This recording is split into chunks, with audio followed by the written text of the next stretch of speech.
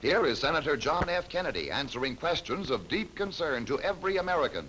Senator Kennedy, I pulled 5 questions from your farm mail that you've received from the Middle West. The one which seems to be of paramount interest is this one. What can be done to see that the farmers get as good an income as the folks in the cities?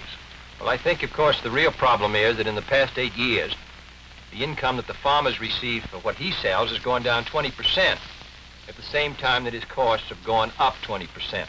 I think this chart makes very clear what the problem of the farmer is. You will notice that since 1910, there has been a reasonable relationship between what the farmer pays, which is the dotted line, for the goods he buys, and the solid line, the money he receives for what he sells. Now this, except for the period of the 30s, the Depression, these two lines have been in balance.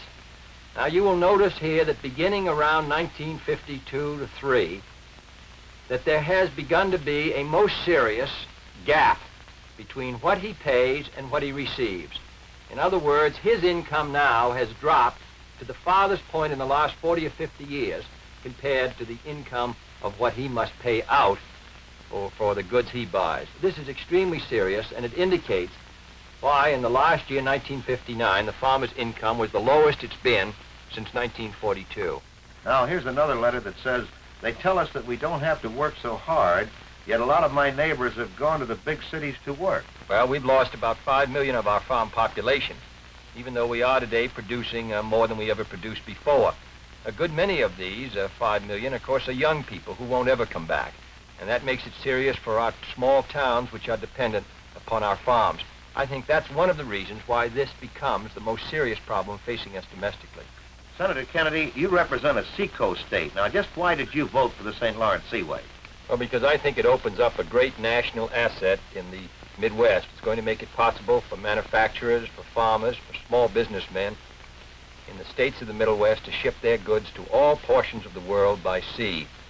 I'm a great believer that a rising tide lifts all the boats, and that this country is certainly one country, and therefore it would be a great mistake, merely because I happen to live in a seaport on the Atlantic Ocean, to deny this opportunity to all Americans who live in the center and the heartland of the United States. Let me ask you, you represent a state which has no REA at all. Just why did you support the REA program? Well, I think that it's opened up the farms of America, it's lit them, it's brought them in greater contact with the tremendous industrial and electrical revolution that's taking place. In fact, one of my first speeches was the urging that the New England develop the Passamaquoddy project so that we could enjoy the low power rates which REA and other projects have brought to other parts of the country. I'm a great believer in REA as a great national asset. Getting back to our perennial problem, particularly so in the past few years, would you favor firing Benson as a cure to our agricultural problems? Well, I think Mr. Benson should be changed, and we need a new Secretary of Agriculture, but more importantly, I think we need new programs. I don't think it's just enough to say Mr. Benson will go, and that automatically brings a solution. These are difficult and complicated problems, as the farmers themselves know. I think Mr. Benson's whole concept of dropping support prices as a method of limiting production has failed. And therefore, I think we need an entirely different program. But I've never thought that that program consisted merely of saying how unfortunate Mr. Benson's record has been. I think that we need a new Secretary of Agriculture, but we need new, stronger support policies. You say we need a new program. What would your program be in about a minute? I think we need to strengthen the co-op movement. I think that we need this concept of self-help so that the farmers themselves can stabilize the price and the production of their commodities. I think we can do a far better job of distributing surplus food to 17 million Americans who today are on a substandard diet.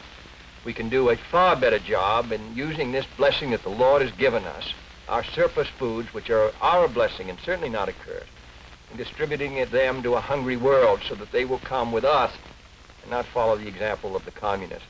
I think that through research we can find new uses for farm products. And I think that the future is going to be very bright before us. And therefore I think that this is a time when we are in great difficulty in agriculture, but where I think in the 60s we can move from that period into one of much greater prosperity. Senator John F. Kennedy can be our next president. A record turnout of Nebraska Democrats on May 10th will go a long way towards ensuring a Democratic presidential victory in November.